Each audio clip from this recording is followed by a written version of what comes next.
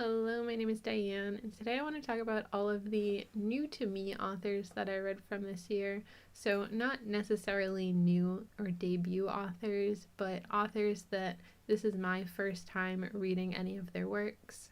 I think quite a few of these are from when I was reading from award winning books, which was not my favorite reading experience, but I do have some other authors on here that I did really enjoy. These are also only authors that I read the entire book. If I DNF'd a book, I'm not going to mention them here. So without further ado, here are all of the authors that I read from for the first time this year.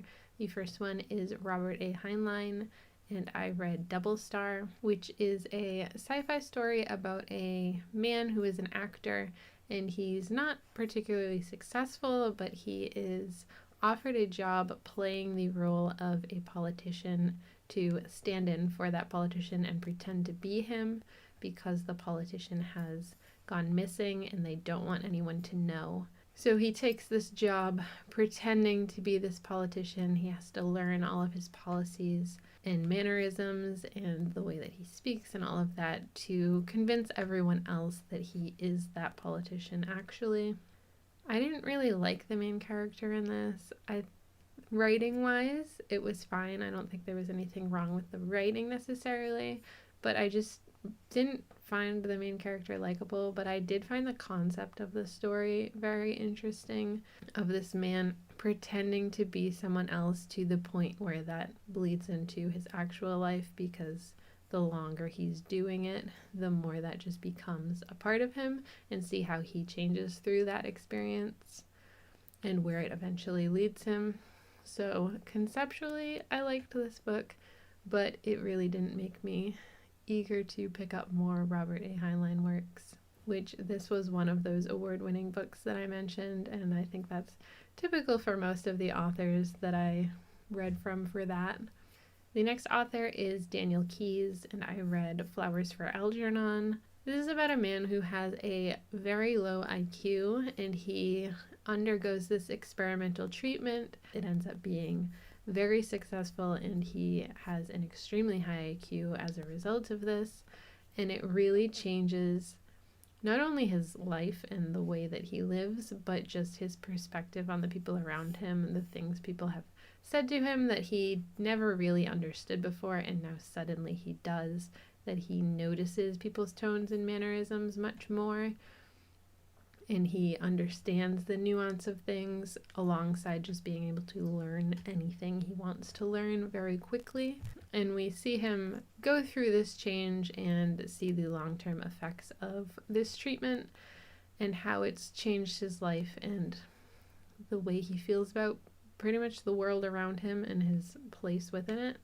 But I also feel like this story was really bulked up in a way that I don't think benefited it. It was originally a short story, which I don't know the specific differences between the short story and the novel version, but I imagine I would have liked the short story more because I liked what was at the center of this story, following this man on this journey. And there were definitely parts of the story that I didn't feel like really added anything. So this was another, I liked the concept of it. I liked the idea that was at the center of it, but I didn't really love the story as a whole. Then I read from Premi Muhammad. I read The Butcher of the Forest, and this book I really loved. This is a fairly short novel, and it follows this woman who lives in a town on the edge of this magical, very dangerous forest, and everybody knows you don't go into the forest because anyone who goes in doesn't come back. This land is taken over by a tyrant, and his two young children don't know that you're not supposed to go into the forest, and they go into the forest. And the tyrant knows that this woman, our main character, is the only person who's ever gone into the forest and come back. So he forces her to go into the forest, find his children, and bring them home. And she really doesn't have a choice because the lives of her family and the people in her village are now at stake. As much as she really doesn't want to go into the forest ever again, she has to. So we go with her through this magical forest that is clearly working against her, the creatures within it and the forest itself. And she knows that if she doesn't find the children and get out within a certain amount of time. She's never going to get out either. So we get to explore this forest with her and see if she finds the children. And I think that the ending is a bit open-ended.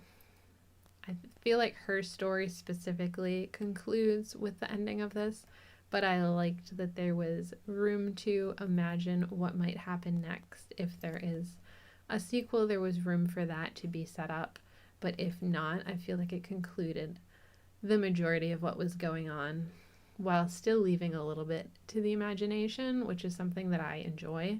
I like when the main plot of a story is concluded, so it feels like a complete story, but that you could imagine what comes next if you wanted to. So that is an author that I would read from again. Then I read Kate Wilhelm's Or Late the Sweet Bird Sang. This is another award-winning book. I liked the theme of it, but I didn't like the book as a whole.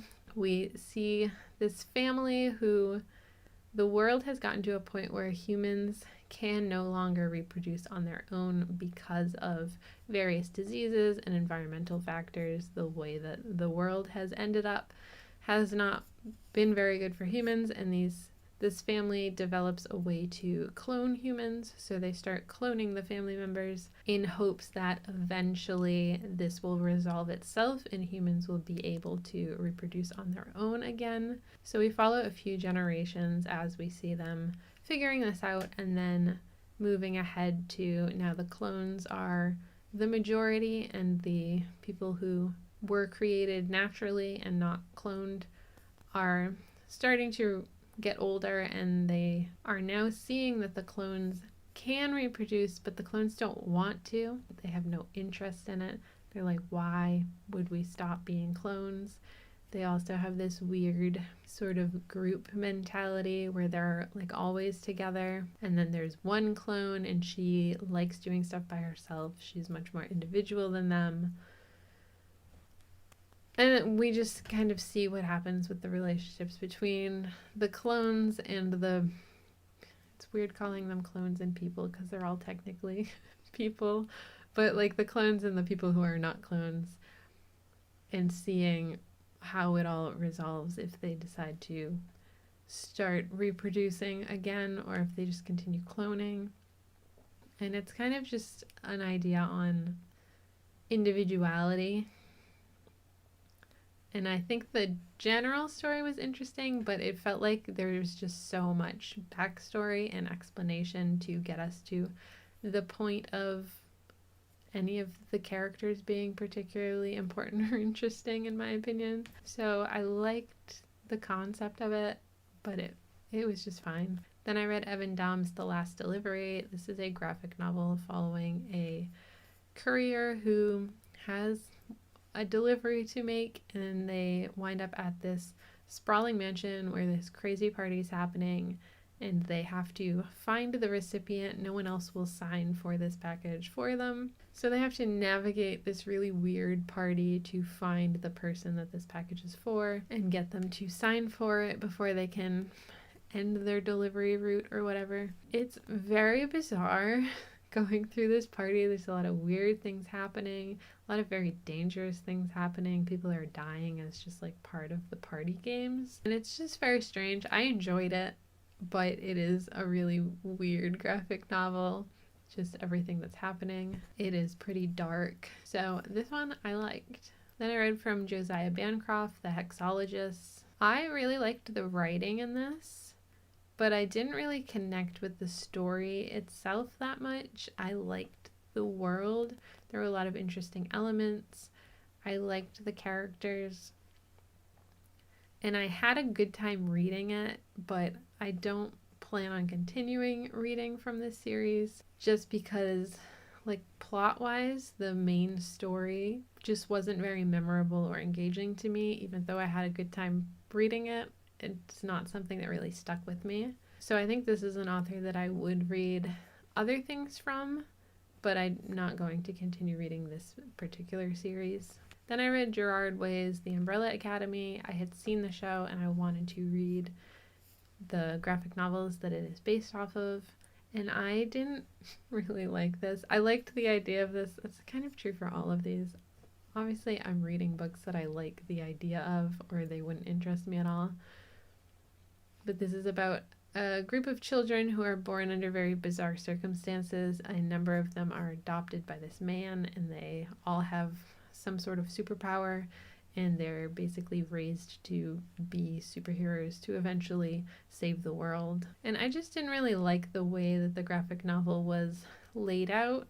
I found that some of the characters were really hard to tell apart in the way that it's stylized, and I just felt like everything was a bit disjointed until you got to the end, and I didn't really like that not understanding in any way how each piece went together until you got to the end.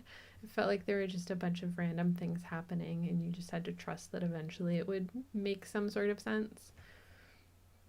But because it's a superhero graphic novel, there are just bizarre things happening that aren't necessarily explained or sensical in any way. So, cool concept, but I just didn't really like this. Then I read David Gator, who technically isn't new to me because he was a writer on the Dragon Age video games, which I have played, so I have experienced his writing before, but I don't know what in those games he specifically wrote. He was not the sole writer on the games. So this is the first time I read anything in print from him, and something that was solely his writing. I read 3 of the Dragon Age graphic novel volumes. I enjoyed them. I didn't love them, but I liked them mostly just because I like Dragon Age, and these were familiar characters and a familiar world. So overall, this was a good experience, but again, this is another one I'm just not going to continue, even though there's nothing really wrong with it. It just didn't engage me in the way that I wanted it to. And the last new to me author that I read from was Gina Chen with Violet Made of Thorns. And I enjoyed this. This is not a story that I would typically read. It's a young adult fantasy romance, and we follow a girl who is a seer to the king, and she has to try and convince the prince to find a wife and get married because there is a curse that no one really knows the details about, but basically they're going to be doomed unless he gets married because his wife is the only one with the potential to stop the curse for some reason that nobody understands. I liked the plot of this. I liked most of what was happening, but I found that the main characters and their weird dynamic with each other was just very juvenile and strange for the ages that they were meant to be and the positions that they're in, where she has been a seer for the king for like 12 years, I think. She's just generally unpleasant for no reason, and the prince, on the other hand, is a prince, so he's clearly been raised to behave a certain way and have certain expectations, and he is also kind of unpleasant. And he's just like trying to find his true love, but also not really looking for her. He doesn't really seem that concerned with the fate of the kingdom, which feels very strange. And they just like hate each other for some reason that I've never understood, even though they clearly get along pretty well. I don't know. It was fine. It was an enjoyable read. I didn't love anything really that was going on, but I liked the whole seer and curse aspect plot-wise. I really enjoyed this character-wise. I feel like there was a lot to be desired there for me. So another one that was good, not great, but I don't really have anything bad to say about it other than the characters felt pretty juvenile. So those are all of the new to me authors that I read from this year. There are a couple that I would definitely like to read more from, and there are quite a few that I didn't really love the work that I read from them, but none of them I felt like were really bad writing, and I would avoid their works in the future. I would definitely try anything from any of these authors again in the future if I came across something that interests me. Let me know if you love any of these authors, or if you found a new author that you're really excited to read more from this year. I'd love to hear about that. Otherwise, that's all for me today. Thanks for hanging out with me. I'll see you next time. Bye.